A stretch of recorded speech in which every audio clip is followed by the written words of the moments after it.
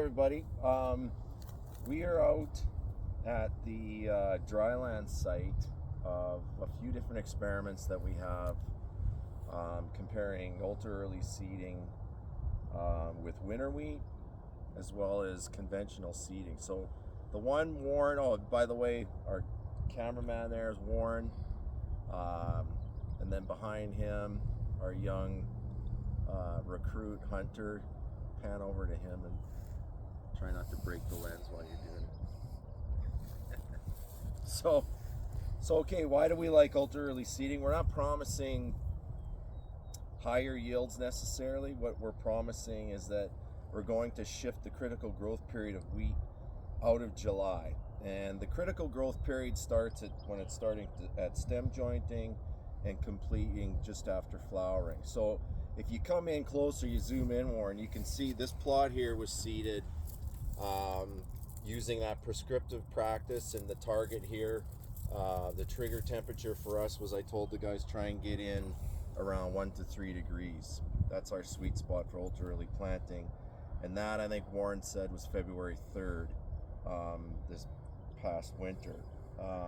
So you can see, like, you've got anthers extruded, in fact dried up in most of these throughout this plot. So it's going to be done, it's definitely going to complete the critical growth period next week, which is what we want. And so we've completely shifted it out.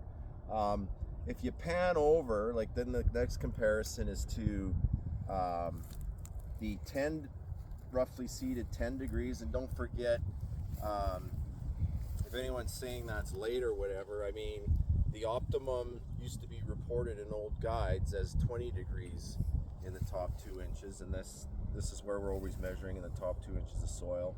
So the reality, though, is, like, okay, we're June 26th, we got cool temperatures forecast into next week. This later one could actually be a great crop if we don't get the terminal heat and drought stress that we normally do of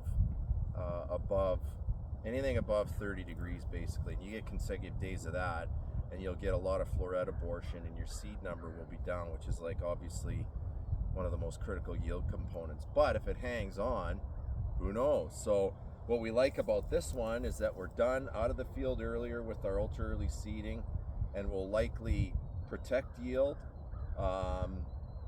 if the hot temperatures don't come. If the hot temperatures come, we're going to probably exceed the yields of this plot right here.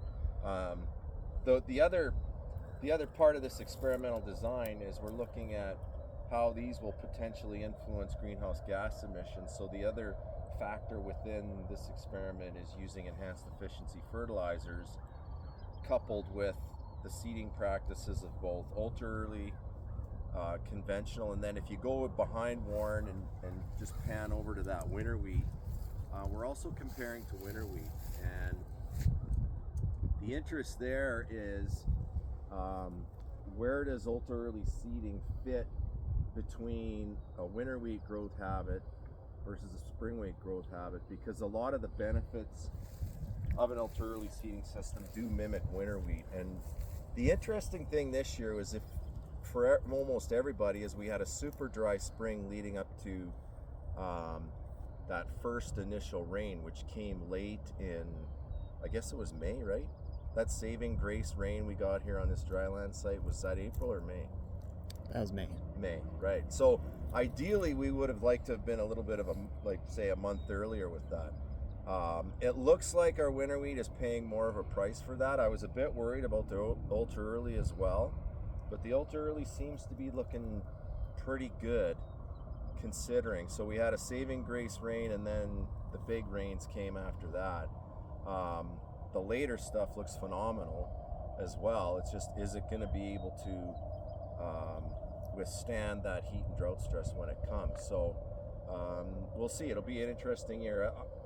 Regardless, we're super excited about, and you can see it for yourself, what this site looks like, especially compared to last year. So we'll update later on.